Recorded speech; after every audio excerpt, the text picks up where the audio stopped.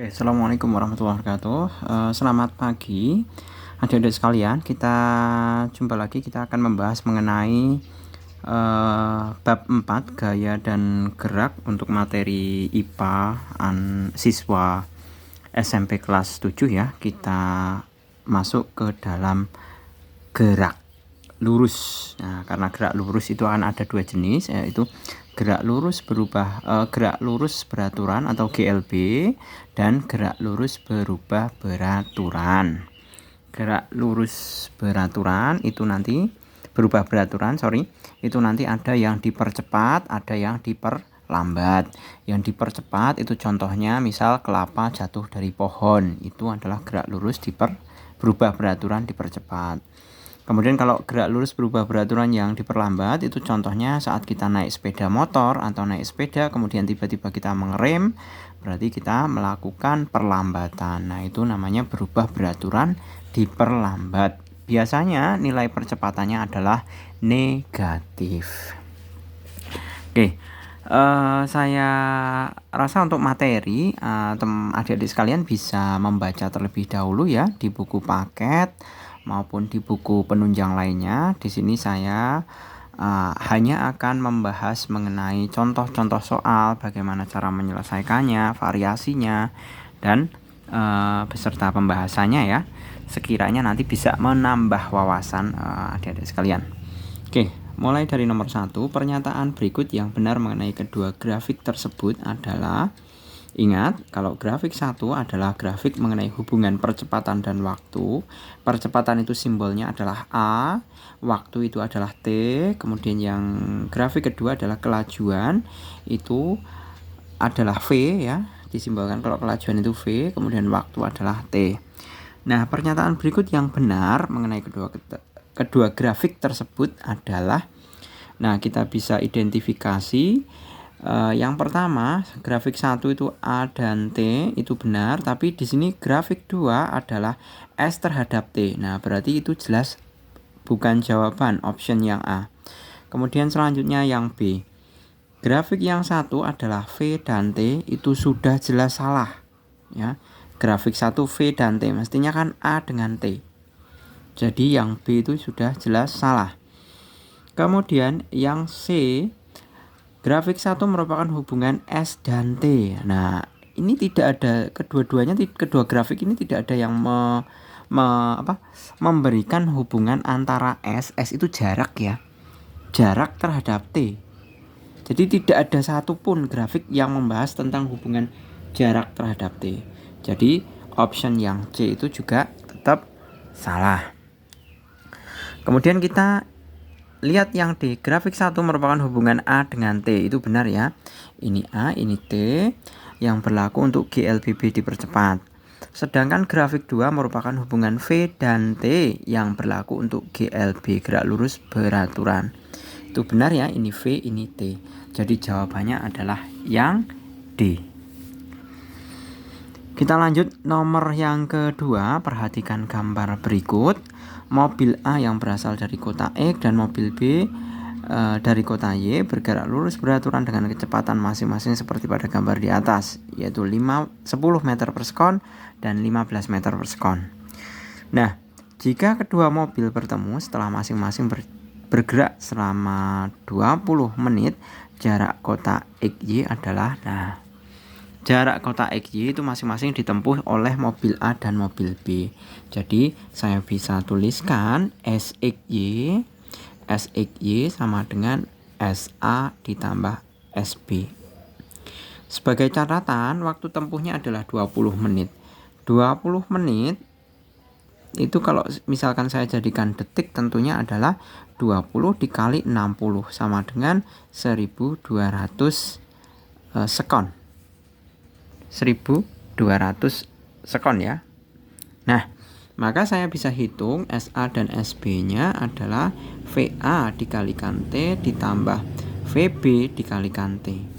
Sama dengan VA-nya 10 dikalikan 12, 1200 maksud saya. 1200 sekon ditambah VB-nya adalah 15 dikali 1200 berapa nih? Sekon ya. 1200 sekon.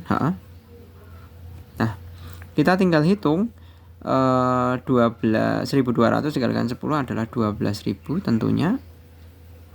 Ditambah dengan ini 15 dikalikan 12 itu tentunya adalah 180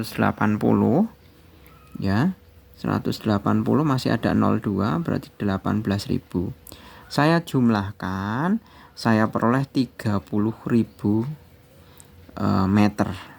Kalau saya jadikan kilometer tentunya saya bagi dengan 1000 atau saya coret nolnya 3, tinggal 30 kilometer.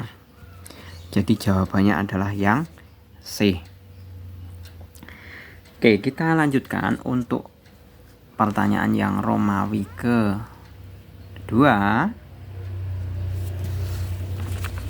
Seperti itu.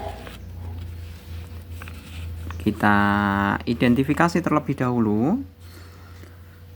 Pengendara sepeda motor yang melaju dari kota A menuju kota D tanpa disadari mengalami kebocoran oli mesin sehingga terbentuk lintasan tetesan oli seperti gambar tersebut. Buatlah grafik hubungan kecepatan terhadap T yang menyatakan gerak motor tersebut.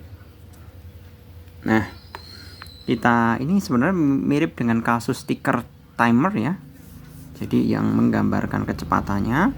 Jadi kalau dalam ticker timer itu kalau jaraknya semakin panjang atau lebar itu kecepatannya semakin cepat dibandingkan dengan jarak yang pendek-pendek ini. Jarak yang pendek-pendek ini itu kecepatannya lebih kecenderungan lebih kecil atau lebih rendah. Seperti itu. Jadi kita bisa menyimpulkan bahwa dari A ke B itu dipercepat, kemudian B ke C itu diperlambat, kemudian C ke D itu juga dipercepat. Jadi kalau boleh kita gambarkan ya seperti ini. Karena di situ dikatakan grafik V ya. Nah, saya misalkan V-nya pertama A ke B itu naik, kemudian turun ya, kemudian naik lagi. Ini adalah sumbu T, ini sumbu V atau sumbu kecepatannya. Jadi dari titik A ke B kan arahnya ke atas, berarti dia dipercepat. Sesuai ya, ini dipercepat. Kemudian B ke C itu diperlambat ya, turun karena diperlambat. Kemudian C ke D itu dipercepat, jadi naik lagi. Seperti itu untuk mengenai grafiknya. Nah, selanjutnya untuk nomor yang kedua, bus bergerak dengan rute terminal kota A, kota B, dan kota C ke arah barat. Ya, jadi saya bisa tuliskan, saya gambarkan kok, saya tuliskan saja. Saya bawa ke atas saja biar lebih mudah. Nah, dari A ke B ini A, ini B, ini C. Bus tersebut menempuh perjalanan dari kota A ke kota B yang berjarak 30 km dalam waktu 25 menit. Sedangkan tiba di kota B, bus melanjutkan perjalanan ke kota C selama 15 menit dengan jarak kota B ke kota C adalah 20 km. Berarti ini 20 km dalam waktu 15 menit. Nah, seperti ini. Setelah tiba di kota B, bus kembali ke kota B dengan waktu tempuh. Nah, kembali lagi ke kota A dalam waktu tempuh 20 menit. Nah, kita diminta untuk mencari kelajuan dan kecepatannya. Nah, kelajuannya, pertama kasus kelajuannya ya. Kelajuan itu sama saja jarak dibagi waktu. Nah, jarak yang ditempuh dalam kelajuan dari A, B ke C kemudian kembali lagi ke A, kita bisa hitung. Berapa? 30 tambah 20, 50, balik lagi ke A. 50 juga, berarti jarak yang ditempuh dari A, B, C kembali lagi ke A adalah 100 km. Nah, dibagi dengan berapa? Nah, dibagi dengan waktu tempuhnya. Waktu tempuh keseluruhannya adalah 25 menit ditambah 15 menit ditambah 20 menit. Jadi berapa? Sama saja 60 menit. Sedangkan 60 menit sendiri itu kan sama saja 1 jam. Jadi kelajuannya otomatis adalah 100 km per jam. Seperti itu. Nah, berbeda dengan kecepatan. Jadi kecepatan masih bisa dibaca ya tulisannya Pak Jul. Kalau misalkan nggak bisa dibaca ya harap dimaklumi, ini apa, bawaan bayi seperti ini tulisannya. Gitu ya. Oke, kecepatan itu adalah perpindahan dibagi dengan waktu. Perpindahan dibagi dengan waktu. Sebagaimana kita ketahui bahwa bus tersebut itu kan mulainya dari titik A ke B, kemudian ke C, balik lagi ke A. Berarti kira-kira posisi awal dan posisi akhirnya ada perpindahan tidak? Nah, karena posisi awal dan posisi awalnya di A, posisi akhirnya juga di A, berarti kan kita bisa mengatakan bahwa perpindahannya adalah 0. Jadi 0 km. Dibagi dengan waktu tempuhnya tadi juga sama-sama 1 jam ya. Jadi kalau kita katakan bahwa kecepatan sama dengan perpindahan dibagi waktu, maka kita bisa mendapatkan hasil berapa? 0 dibagi 1 tentu 0 km per jam. Seperti ini. Gitu ya. Selesai pembahasannya mengenai gerak lurus beraturan maupun gerak lurus berubah beraturan. Semoga bermanfaat. Terima kasih. Selamat pagi. Assalamualaikum warahmatullahi wabarakatuh.